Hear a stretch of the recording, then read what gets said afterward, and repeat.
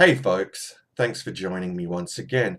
Well, this time around we're going to be having a look at another brew from Stone Brewing of California in the United States of America. It's this one here, Stone Americano Stout. Now it comes in at 8.7% alcohol by volume. It's an imperial stout, and they actually use real coffee beans in the mash. So I imagine it's going to have a very strong coffee flavor about it. I'm really looking forward to this one, actually. So, just an interesting little side note. It looks like it was bottled on April 15th last year. So, yeah, I suppose it's been cellaring for all that time. But gee whiz, I paid a pretty penny for this at Dan Murphy's, and yeah, it was bottled that long ago. Gee whiz. Anyway, it's certainly one that can be cellared, given its ABV. Anyway, enough rambling. Let's crack off the cap. Some nice smoke there, and I'll pour it out into my Spiegelau stout glass. Give it a good aggressive pour. Okay. Have a look at that, folks.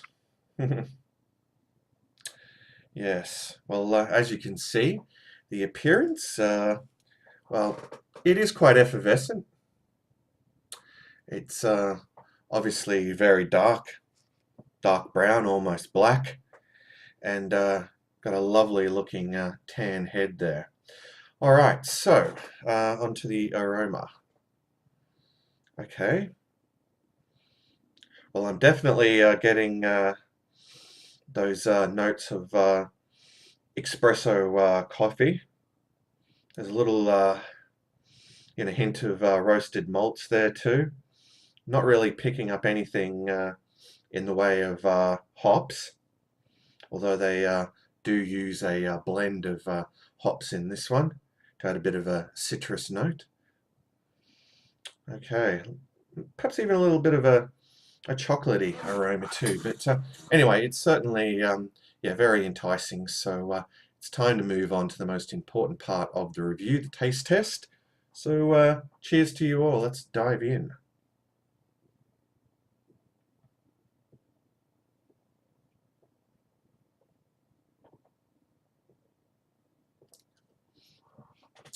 Wow. Well, up front, the taste really does follow the nose. And I'm getting those really strong coffee flavors.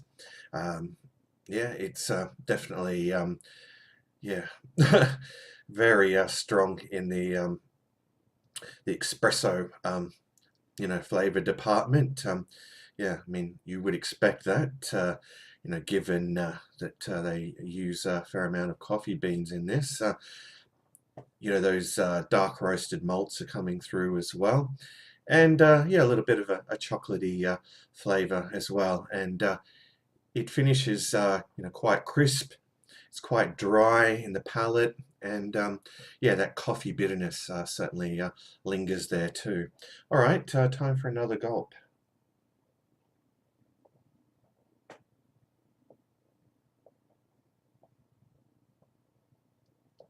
Mm.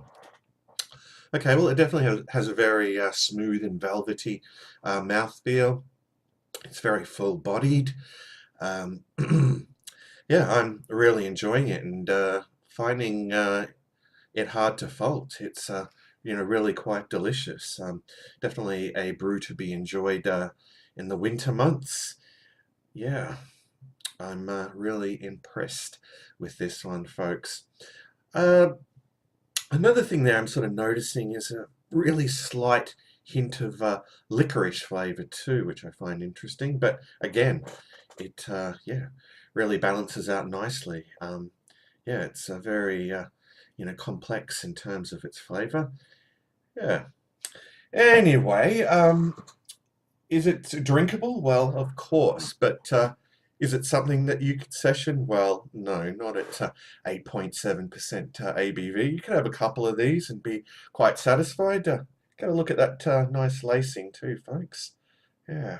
All right. So as for the price point, I did hint in the intro that it was quite ridiculous. In Australia, you're going to pay a lot of money for any beer that's considered boutique and has a high ABV. All right, so I think I should wind this up and have one last gulp and give it a score out of 10. All right, here we go.